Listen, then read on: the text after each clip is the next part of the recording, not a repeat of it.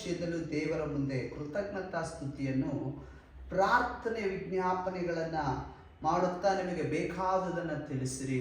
Hallelujah. ದೇವರ ಮಕ್ಕಳೇ, ದೇವರ ವಾಕ್ಯದಲ್ಲಿ ನಾವು ಕಾಣ್ತೇವೆ, ದೇವರು ಹೇಳ್ತಾ ಇದ್ದಾನೆ ಏನಂತ, ದೇವರ ಒಂದು ಕಾರ್ಯವನ್ನು ಹೇಳ್ತಾ ಇದ್ದಾನೆ, ಯಾವ ಸಂಬಂಧವಾಗಿಯೂ ಚಿಂತಿಸಬೇಡ್ರಿ. ಹಾಲೆಲೂಯಾ. ಇವತ್ತು ದೇವರ ಮಕ್ಕಳೇ, ದೇವರು ನಿಮ್ಮ ಬಳಿಯಲ್ಲಿ ಮಾತನಾಡ್ತಾ ಇದ್ದಾನೆ, ಯಾವುದರ ಕುರಿತು ನೀವು ಚಿಂತೆ ಮಾಡಬೇಡ್ರಿ.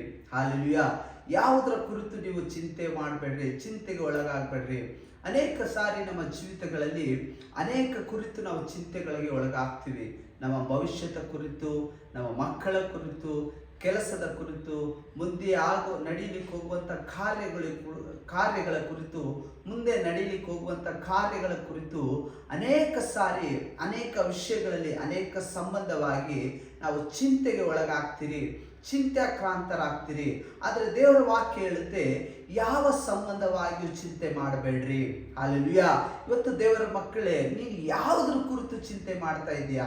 ಹಾಲೆಲೂಯಾ. ನೀನು ಚಿಂತೆ ಮಾಡಿ ನೀನು ಏನನ್ನು ಸಾಧಿಸ್ತೀಯಾ?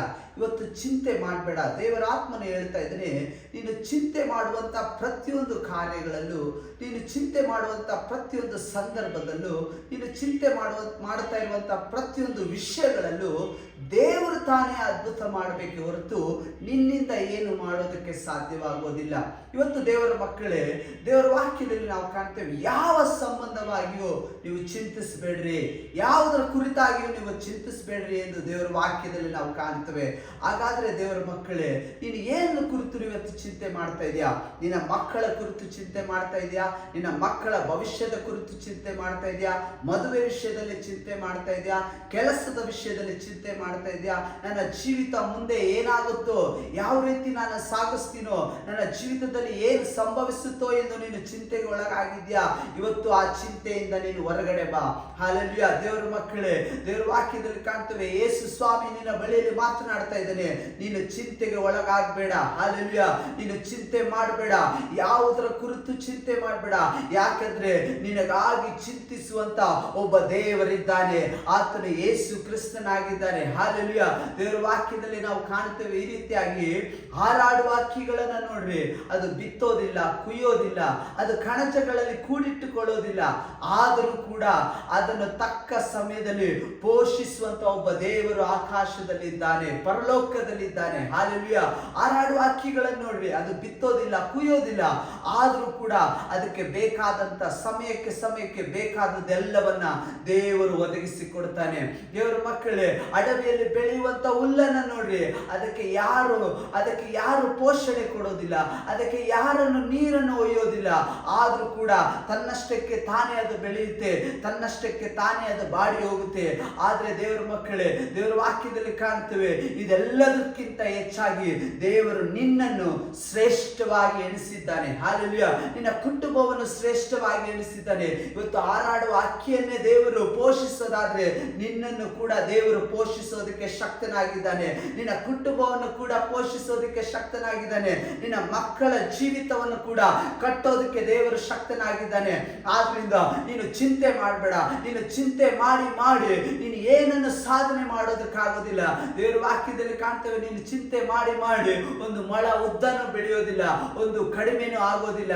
ಹಾಗಾದ್ರೆ ದೇವರ ಮಕ್ಕಳೇ, ನೀನು ಯಾವುದ್ರ ಕುರಿತು ಚಿಂತೆ ಮಾಡ್ತೀಯಾ? ಏನಕ್ಕಾಗಿ ಚಿಂತೆ ಮಾಡ್ತೀಯಾ?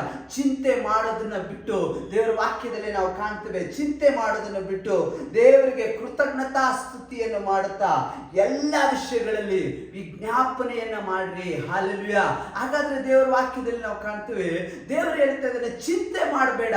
ಚಿಂತೆ ಮಾಡೋದನ್ನ ಬಿಟ್ಟು ದೇವರ ಸನ್ನಿಧಾನದಲ್ಲಿ ನಿನ್ನ ಎಲ್ಲ ವಿಷಯಗಳನ್ನ ನೀನು ಆತನ ಸನ್ನಿಧಾನದಲ್ಲಿ ವಿಜ್ಞಾಪನೆಗಳನ್ನ ಮಾಡು, ಪ್ರಾರ್ಥನೆಯನ್ನ ಮಾಡು ಎಂದು ದೇವರ ವಾಕ್ಯದಲ್ಲಿ ಕಾಣ್ತೇವೆ. ಹಾಗಾದ್ರೆ ದೇವರ ಮಕ್ಕಳೇ, ಚಿಂತೆ ಮಾಡಬೇಡ್ರಿ, ದೇವರ ಸನ್ನಿಧಾನದಲ್ಲಿ ಕುಳಿತುಕೊಳ್ಳ್ರಿ, ಮೊಣಕಾಲಲ್ಲಿ ಕುಳಿತುಕೊಳ್ಳ್ರಿ, ಪ್ರಾರ್ಥನೆ ಮಾಡ್ರಿ, ನಿಮ್ಮ ವಿಜ್ಞಾಪನೆಗಳನ್ನ ದೇವರ ಸನ್ನಿಧಾನದಲ್ಲಿರ್ರಿ, ದೇವರ ಪಾದಪೀಠಕ್ಕೆ ತೆಗೆದುಕೊಂಡು ಬನ್ರಿ. ಇವತ್ತು ಎಷ್ಟೇ ರೋಗವಾಗಿರ್ಬೋದು, ಎಷ್ಟೇ ಹಳೆ ಸಂಗತಿ ಆಗಿರ್ಬೋದು, ನೀನು ಚಿಂತೆ ಮಾಡ್ತಿರುವಂತ ಅನೇಕ ಸಾಲಗಳಾಗಿರ್ಬೋದು, ನೀನು ಪ್ರಾರ್ಥನೆ ಮಾಡೋದಕ್ಕಾಗದೇ ಇರುವಂತ ಅನೇಕ ಕಾರ್ಯಗಳಾಗಿರ್ಬೋದು, ಆದ್ರೆ ದೇವರ ಮಕ್ಕಳೇ, ದೇವರ ವಾಕ್ಯದಲ್ಲಿ ಕಾಣ್ತೇವೆ, ಇವತ್ತು ಪ್ರಾರ್ಥನೆಗೆ ಕುಳಿತುಕೊಳ್ಳ್ರಿ.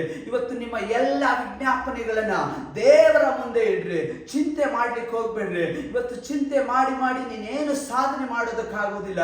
ಆದ್ರೆ ದೇವರ ವಾಕ್ಯದಲ್ಲಿ ನಾವು ಕಾಣ್ತೇವೆ, ಪ್ರಾರ್ಥನೆ ವಿಜ್ಞಾಪನೆಗಳನ್ನು ಮಾಡುತ್ತಾ ನಿಮಗೆ ಬೇಕಾದದನ್ನ ಬೇಡಿಕೊಳ್ಳ್ರಿ ಎಂದು ದೇವರ ವಾಕ್ಯದಲ್ಲಿ ಕಾಣ್ತೇವೆ. ಹಾಲೆಲೂಯ.